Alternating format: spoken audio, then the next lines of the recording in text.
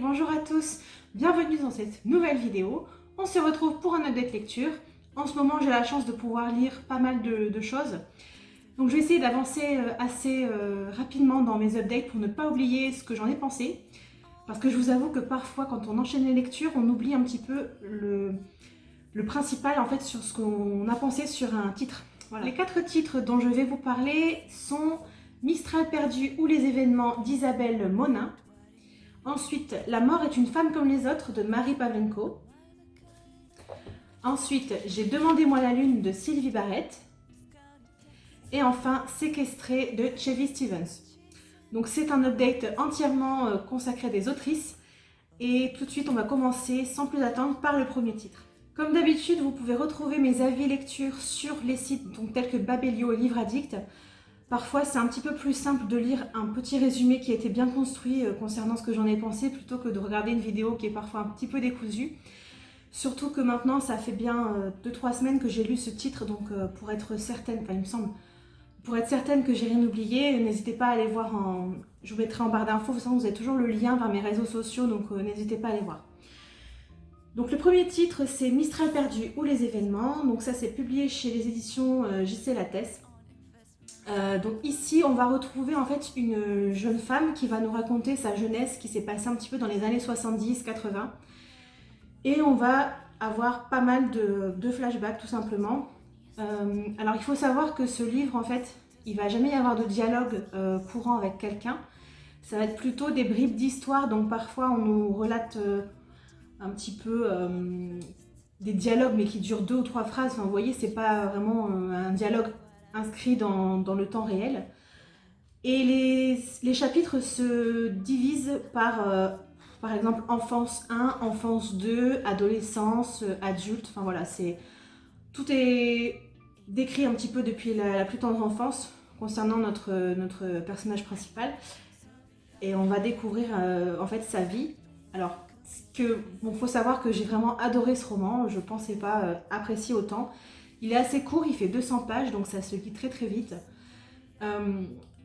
Pour ma part, je suis plutôt une enfant des années 90, vu que je suis née en la fin des années 80, donc mon enfance était dans les années 90, et l'adolescence dans les années 2000, voilà. Mais j'ai quand même pu m'identifier en fait à certaines choses que l'autrice nous présentait, vu qu'il y a certaines choses qu'on connaît soit de nos oncles et nos tantes, ou même de nos parents, ou voilà, enfin, la génération juste avant, 70-80, ça me parlait aussi, donc pas tout, parce qu'évidemment, chaque génération a ses codes, on va dire, mais j'ai adoré me retrouver dans cette ambiance un petit peu passée, nostalgique. Et voilà, il va se passer des événements à l'intérieur, donc je vais pas vous dire, sinon ça vous gâcherait un petit peu le plaisir, mais pour ma part, en fait, j'avais lu le résumé il y a un moment, et quand je l'ai repris, en fait, j'ai pas repris le résumé. Donc ça fait que j'ai vraiment fait une totale découverte de ce titre. Et bon voilà, clairement, j'ai été pas bouleversée, c'est peut-être un petit peu fort, mais il y a vraiment des passages qui m'ont beaucoup émue. Et j'ai noté plusieurs citations qui m'ont vraiment parlé aussi dans le livre. Donc n'hésitez pas à aller voir sur Babelio, surtout parce que je sais que c'est plus pratique en fait d'aller voir les citations de ce livre. Il y a vraiment des phrases très très belles, des choses qui sont très très poétiques. Et en gros, voilà, elle va nous raconter sa vie depuis son enfance. Enfin, c'est pas sa vie, on va nous raconter la vie de deux sœurs en fait, depuis leur enfance. Et Mistral perdu, donc je sais pas si ça vous fait penser en fait, mais oui, c'est en lien avec la chanson de Renaud, vu qu'il est cité en fait dans le livre, vu que c'était le chanteur connu à l'époque de leur enfance, à ces 2 sœurs. Et en fait, ça va suivre surtout le principal personnage qu'on suit. Cette chanson et ce chanteur va être présent dans plusieurs moments de sa vie en fait, donc voilà, c'était très très touchant, surtout que voilà, Renaud il a des textes quand même, il y a des textes magnifiques, il y a des chansons que j'aime un peu moins, enfin voilà, on peut pas, je pense qu'on peut pas dire on aime ou on déteste Renaud, parce que je pense que Mistral gagnant, je pense que la plupart des gens aiment cette chanson, parce qu'elle est vraiment, c'est vraiment la chanson nostalgique par excellence. Bon, je vais pas m'attarder plus longtemps sur ce titre parce que je ne voudrais pas vous dévoiler des événements qui se sont produits parce qu'il n'y a pas, voilà, il y a pas une intrigue principale avec une quête ou quelque chose vu que c'est quelque chose de contemporain, mais ça se lit super facilement. Moi, j'ai beaucoup aimé et n'hésitez pas à aller regarder le résumé si vous voulez en savoir un petit peu plus et pourquoi pas d'autres avis également sur les différents sites de lecture. Je passe tout de suite à un autre titre que j'ai apprécié, pas au point du premier roman, mais quand même, je l'ai vu assez rapidement. Il fait à peu près un peu moins de 200 pages aussi, donc c'est des livres que j'ai lus très très vite. La mort est une femme comme les autres de Marie Pavlenko. Alors, je pensais... En fait, je savais pas trop à quoi m'attendre en lisant ce titre. Et j'ai été plutôt surprise, mais dans le bon sens.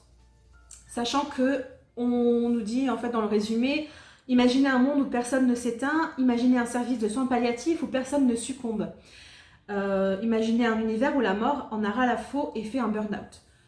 Voilà, donc dans le résumé, on note déjà que certaines phrases sont dites de manière un petit peu humoristique. Et en effet, c'est ce que j'ai retrouvé en fait dans ce livre. J'ai beaucoup aimé la plume de l'autrice. Donc il faut savoir que c'est un roman quand même, enfin c'est de l'humour un peu noir parfois, hein, noir même souvent, glauque aussi parfois un petit peu. Mais ça se lit super facilement. Toujours pareil, il n'y a pas une intrigue de folie parce que le laps de temps en fait c'est très très court. Enfin, il n'y a pas beaucoup de jours dans le livre. D'ailleurs, il me semble que c'est sur un jour ou deux, trois jours, je sais plus. Enfin, vous voyez, c'est tellement rapide que non, c'est pas sur une seule journée. Enfin bon, bref, c'est pas sur une longue période de temps et donc du coup, il va pas se passer non plus des événements par milliers. Mais j'ai beaucoup aimé comment ça a été fait, comment ça a été écrit, les petits points d'humour des personnages. Alors après, comme c'est un roman court, personnellement, je me suis pas vraiment attachée spécialement au personnage, mais j'ai beaucoup aimé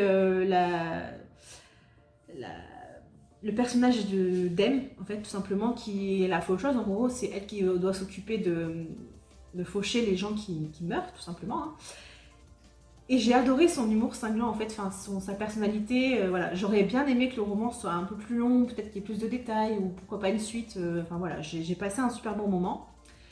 Il y a Est-ce qu'il y a des éléments qui m'ont gênée dans ma lecture Pas vraiment en fait, parce que on n'a pas le temps de dire oui, ça c'est cliché ou pas cliché, c'est qu'en fait ça se déroule vite en fait, donc on n'a pas vraiment le temps de capter ce qui se passe. Enfin, je sais pas si je suis très claire dans mes explications, mais c'est un roman qu'il faut piocher et lire sans vraiment savoir à quoi s'attendre, comme ça au moins on est plongé dans le vif du sujet. Et il y a un petit épilogue à la fin que j'ai trouvé sympathique, parce que dans les romans que je lis, c'est assez rare que je trouve des épilogues, ou en tout cas des épilogues qui en valent le coup, parce que je pense que dans le prochain, vous allez voir qu'il y en a à dire. Hein. Mais celui-ci, ouais, il était pas mal, parce qu'il n'était pas très très long, mais ça nous faisait des petits clins d'œil par rapport à ce qui s'était passé dans le roman juste avant. Voilà, c'est tout. Alors, souvent, j'ai remarqué que dans mes avis lecture, je sais pas si c'est pareil pour tout le monde, mais j'ai l'impression d'avoir toujours plus de choses à dire sur les romans que j'ai moins appréciés. Du coup, je sais pas si c'est parce qu'il y a justement des choses qui m'ont dérangée et que je les ai notées point par point. Mais voilà, j'ai pas mal de choses à dire sur le titre suivant. Il s'agit de Demandez-moi la lune de Sylvie Barrett. Donc ce roman, il me semble que c'est ma copine Sabrina qui me l'avait offert. Je pense que c'était suite à un swap qu'on avait fait toutes les deux. La couverture est très très très belle. Je savais que c'était, voilà, en lisant le résumé, on nous dit clairement, enfin, c'est contemporain, c'est une romance contemporaine. Donc je savais plus ou moins à quoi m'attendre. Mais voilà, en fait, je pense, en continuant mes lectures, à force de lire, en fait, je me rends compte que la romance, j'apprécie de moins en moins. Alors, ça fait, ça fait peut-être la fille blasée de l'amour, ou je sais pas, mais en fait, il y a tellement peu de choses qui sont plausibles. Et c'est bizarre parce que quand on lit de la fantasy ou du fantastique, on sait que c'est pas réel, mais du coup ça passe, vous voyez ce que je veux dire? Alors que quand c'est de la romance, il y a des éléments qui sont crédibles vu que ça peut se passer à l'heure actuelle ou voilà. Mais en fait, du coup, quand il y a des facilités dans les romances ou qu'il y a des gros clichés, voilà, ça m'énerve moi perso, ouais, ça me blase en fait. Alors là, je vais vous dire un petit peu je vais vous dire le résumé et ensuite j'ai fait des petits post-it pour me rappeler parce que je vais vous dire le résumé. Donc en gros, on a une jeune fille qui s'appelle Catherine. Kate, Cathy, voilà, elle a plein de surnoms durant toutes les 450 pages du roman, 400, ouais, presque 500, 480 pages. Elle est femme de chambre, enfin, comment on appelle ça, gouvernante, pardon, je cherche mes mots. Elle est gouvernante dans un hôtel de prestige et elle est très jeune, donc déjà c'est quelque chose, on nous dit dès le départ que c'est quelque chose d'assez rare, elle est très consciencieuse dans son travail. Bon, c'est très bien, hein, elle aime son travail, elle aime ce qu'elle fait. Apparemment ça vient de sa grand-mère, je crois, je pense que c'était ce qu'elle a fait sa grand-mère aussi quand elle est arrivée en France, si je ne dis pas de bêtises, parce que ouais, voilà, faut savoir que ça se passe donc en France. Et comme par hasard, alors qu'elle travaille dans ce prestigieux palace parisien, on va lui confier comment dire ça, la garde, je ne sais pas si c'est le bon terme. En gros, il y a un acteur américain qui va arriver, très célèbre dans le roman, hein, qui est très célèbre, qui s'appelle Matthew Dickinson, et elle va devoir en gros se mettre à son service. Enfin, normal quoi. Déjà, ce petit point, ça m'a paru un petit peu étrange parce que je me dis, elle est censée être, bon, c'est une gouvernante certes, mais elle s'occupe beaucoup des chambres et du bien-être de plusieurs clients. Elle n'est pas dédiée qu'à un seul gros client. Donc là, c'est un petit peu, bon, comme par hasard, comment l'acteur avec une réputation de tombeur et beau gosse, soi-disant, voilà. Et elle va devoir être à son service quasiment H24. Donc ça déjà, ça passait moyen. Et son rôle de gouvernante va aller bien au-delà en fait de simples attributions, de préparer la chambre, de lui amener son repas, de ce que peut faire une gouvernante tout simplement pour que son séjour lui soit agréable au sein de cet hôtel, hein. Enfin ce palace, pardon. Et la relation entre les deux va naître assez rapidement. Bon, il n'y a pas de spoil puisqu'on sait déjà à quoi s'attendre, on sait que ça va être une romance, donc on se doute bien que les deux protagonistes vont tomber sous le charme l'un de l'autre. Ouais, sauf que il y a eu des choses qui étaient un petit peu maladroites, j'ai trouvé. Alors, dans l'ensemble, on va dire que dans l'ensemble, l'histoire m'a plu. C'est juste qu'il y a beaucoup de points qui auraient pu être évités et qui m'auraient fait un petit peu moins lever les yeux au ciel. Je m'explique. Donc, je vais reprendre mes petits post-it comme ça, ce sera plus clair, ça évitera que je bafouille, hein. On est dans une romance, donc c'est un schéma assez classique. L'héroïne, elle tombe amoureuse donc de ce fameux acteur, qui est quand même, rappelons-le, imbuvable, hein, parce qu'il faut voir comment il parle aux gens quand il arrive. Voilà, le mec, c'est un connard, quoi. Enfin, pardon pour ma vulgarité, mais personnellement, alors après, je sais, c'est une romance contemporaine, les protagonistes sont assez jeunes, donc est-ce que c'est dû au fait qu'ils aient 23 ou 24 ans? Je ne sais pas, mais personnellement, moi, j'ai jamais été attirée par les connards, quoi. Enfin, voilà. Après, ça, c'est chacun voit, soit, c'est possible. Elle est un petit peu aveugle concernant ses intentions à lui, en fait, hein, parce que, bon... elle a 23 ans, je crois qu'elle a eu une histoire d'amour compliquée avant, elle a eu un passif amoureux un peu compliqué et elle a souffert, elle a beaucoup souffert. Donc je ne dénigre pas le fait qu'à 23 ou 24 ans on puisse avoir souffert en amour, hein, parce que tout est possible à tout âge. Mais voilà, c'est un petit peu, justement en fait, par rapport à ce qu'elle a vécu, elle devrait être un peu moins aveugle et un petit peu plus méfiante concernant ce jeune homme. Il va y avoir assez rapidement, en fait, dès le départ, quand ils vont se rencontrer, une dispute qui va éclater entre les deux personnages. Donc là, désolé, mais il y a peut-être des moments où je vais vous spoiler. Donc si vous ne voulez pas être spoilé et découvrir quand même cette romance, n'hésitez pas à accélérer la vidéo jusqu'au moment où je passerai au titre suivant. Hein, parce que quand il y a des éléments qui nous gênent, on est un petit peu plus ou moins obligé de dévoiler des éléments de l'intrigue, même si on ne dévoile pas tout entièrement. Donc il va y avoir un quiproquo du coup, et la réaction des personnages, des deux, hein, elle est, pour moi j'ai trouvé exagérée, un petit peu abusée et pas très réaliste. Ensuite, j'ai vraiment détesté en fait des petits passages, même si c'est plus ou moins explicite ou implicite, ça dépend. Mais en gros, dans le roman, il y a des moments où on nous dit que le personnage donc, de Matthew Dickinson, donc l'acteur, il la secoue, donc je mets entre guillemets, mais il la secoue plusieurs fois, dont une scène où après, elle nous explique qu'elle a eu quand même des bleus par rapport au fait qu'il est saisi par les bras. Ça m'a dérangé en fait clairement parce que moi je trouve pas forcément que ce soit un bon message de dire que voilà, si elle est secouée, le mec il lui fait des bleus, même si c'est parce qu'il est soi-disant passionné, pour moi ça n'excuse rien en fait, donc ça m'a pas vraiment plu. Surtout que elle, ça semble pas vraiment la gêner en fait, enfin, c'est...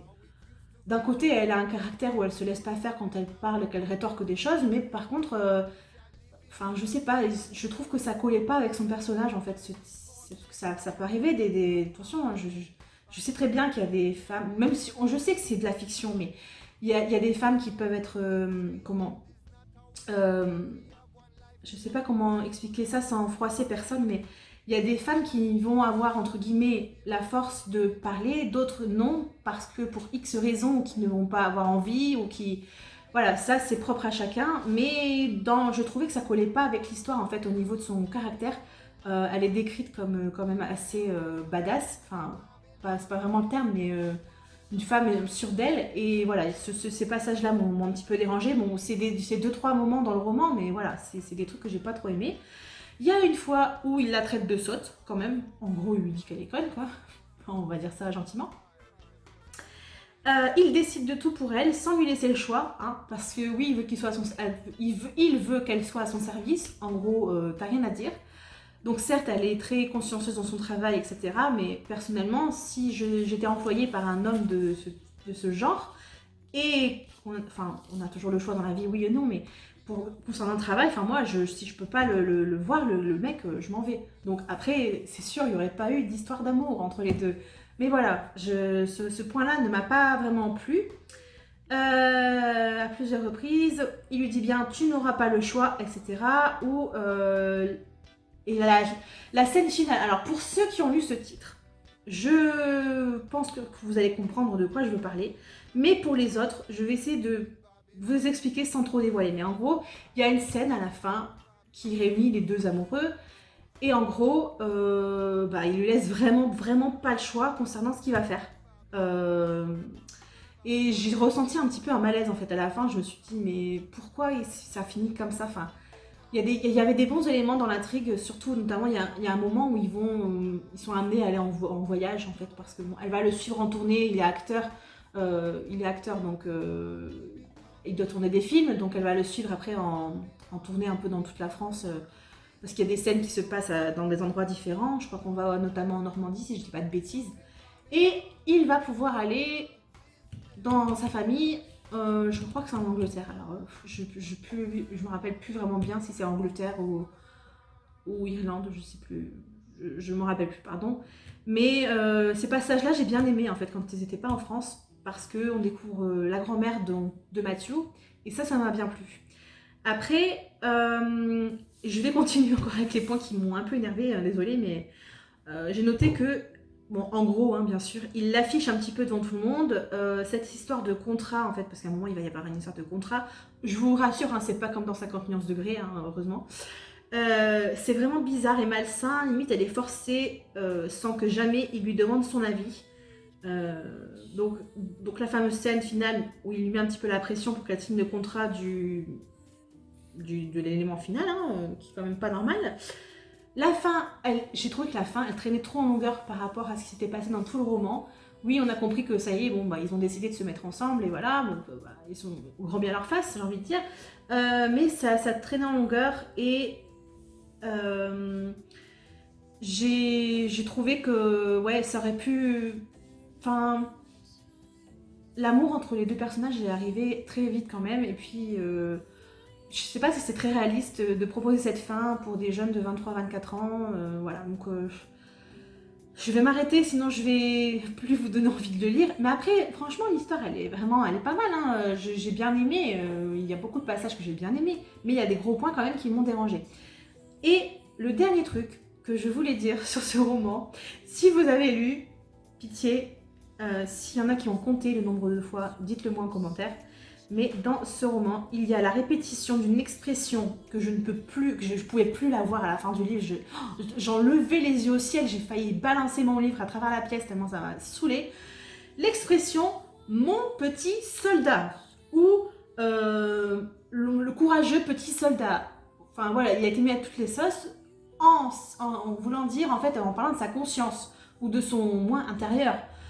Quand elle parlait de ses échanges avec lui, mon petit soldat intérieur, gna gna gna gna gna, et ça m'a saoulée.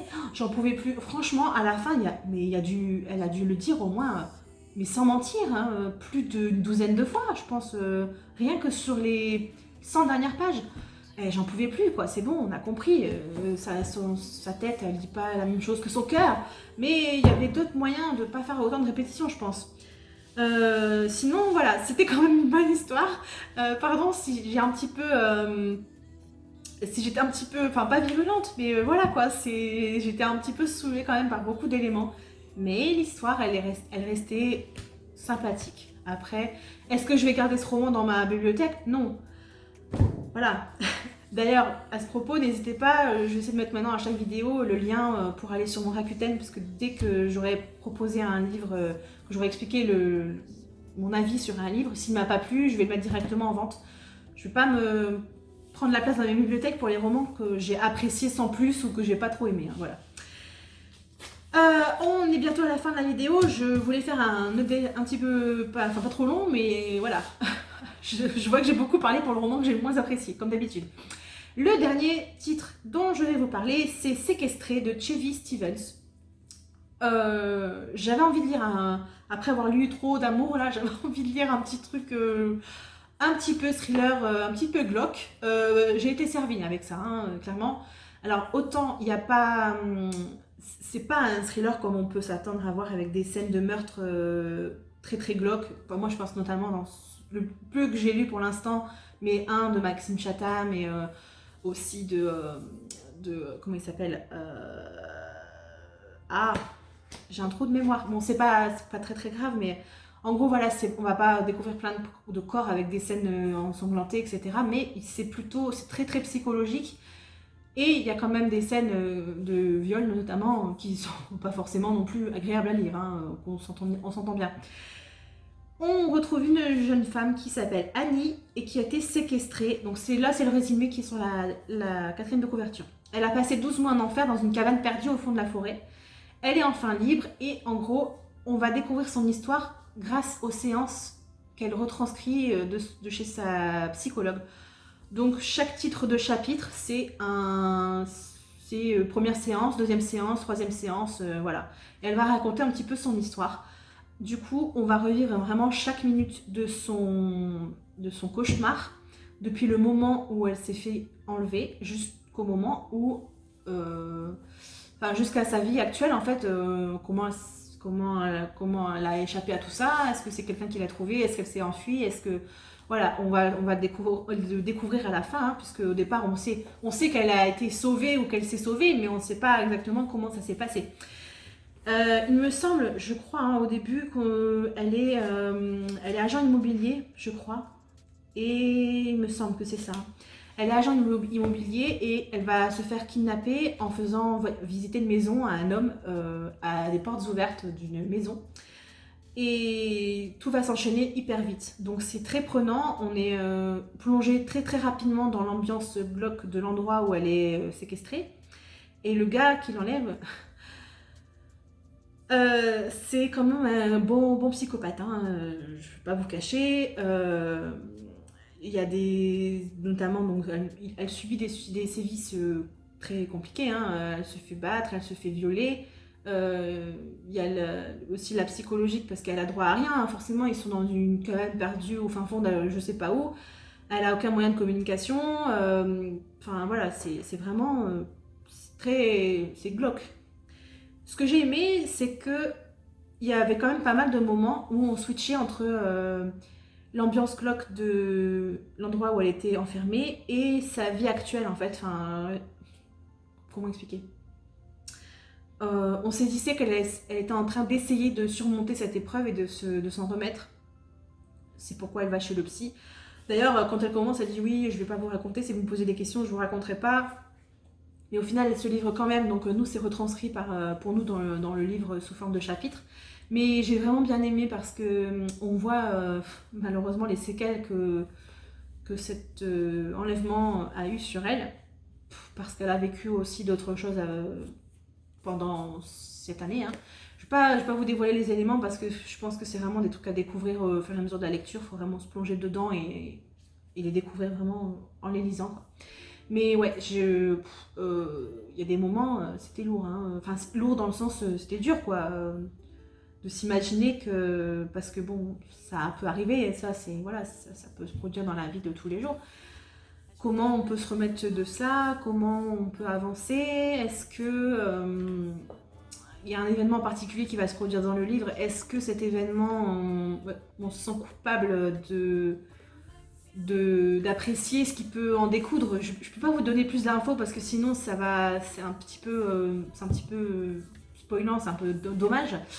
Mais voilà, toujours est-il que j'ai beaucoup aimé ce roman, je l'ai dévoré, franchement, j'étais à plonger dedans, hein, j'étais à fond.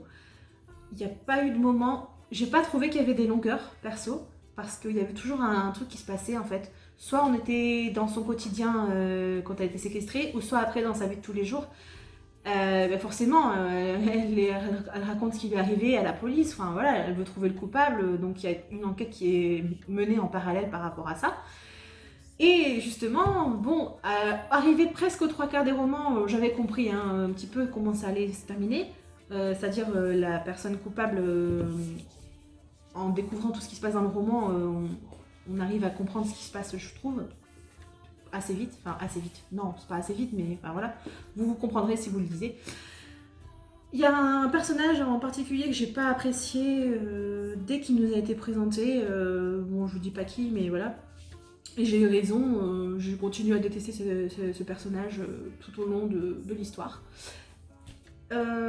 Annie, je la trouve incroyable. Avec tout ce qu'elle raconte et tout, enfin voilà, c'était vraiment... Enfin ouais, c'est hallucinant de se dire qu'il y a vraiment des personnes qui peuvent vivre ça et qu'elles peuvent réagir comme ça. Enfin, il faut une force de caractère incroyable pour se remettre de ce genre de choses. Bon après il y a des petits éléments qui m'ont gêné un petit peu dans le livre, hein. Je ne vais pas dire que c'était une lecture parfaite, mais notamment une scène avec l'inspecteur Gary, donc si vous le lisez vous comprendrez de quoi je veux parler. Mais en gros elle vient juste de sortir de son enfer et puis il va se passer des choses que moi j'ai trouvé, je me suis dit what, pour moi c'était pas trop crédible. Après bon, heureusement que ça n'a pas trop duré, voilà, ça n'a pas duré trop longtemps. Mais ouais, ça m'a un petit peu dérangée. Et la révélation finale, bon, une fois qu'on a compris un petit peu, bon, on la voit venir avec des gros sabots, hein, mais vraiment, on se dit, ouais, c'est chaud quand même, quoi. C'est chaud. Mais la fin, ouais, j'ai bien apprécié. J'essaie de... Parce que maintenant, ça commence à refaire un petit moment. Surtout, j'ai enchaîné avec un autre genre de thriller juste après. Thriller, il faudrait dire. Oh là là, ça y est, je commence à bafouiller, faut que je vous laisse. Ouais, j'ai beaucoup aimé.